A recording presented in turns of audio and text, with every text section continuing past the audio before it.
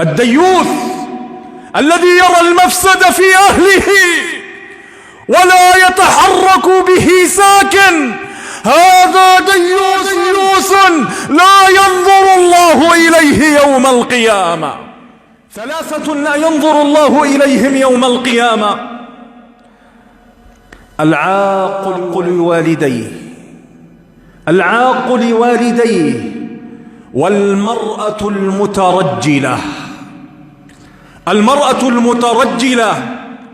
التي تمشي كالرجل وتتكلم كالرجل. هذا الرجل وهذا الشاب الذي يسير وزوجته معه وأخته معه وابنته معه، وهي متبرجة وقد أظهرت مفاتنها، أظهرت شعرها وأظهرت جسدها وأظهرت يديها وأظهرت ساقيها. يا أيها الزوج، يا أيها الأب، ألا تغار على زوجتك؟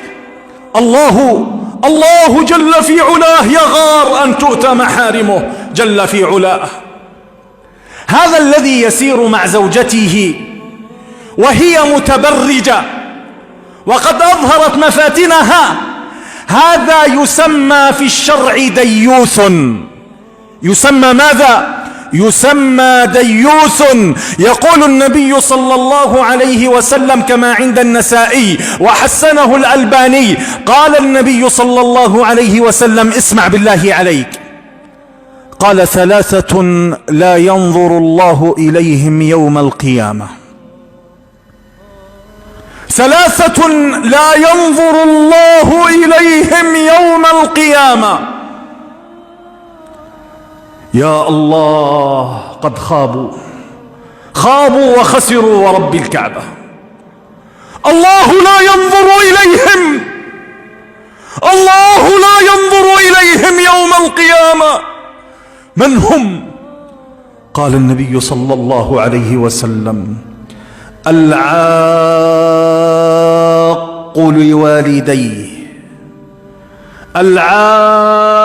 لوالديه، يعق والديه لأجل زوجته ولأجل أبنائه. أعوذ بالله من هؤلاء الأزواج.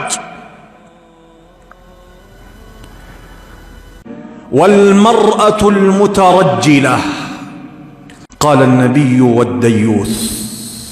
الديوث الذي يرى المفسد في أهله ولا يتحرك به ساكن، هذا ديوث لا ينظر الله إليه يوم القيامة.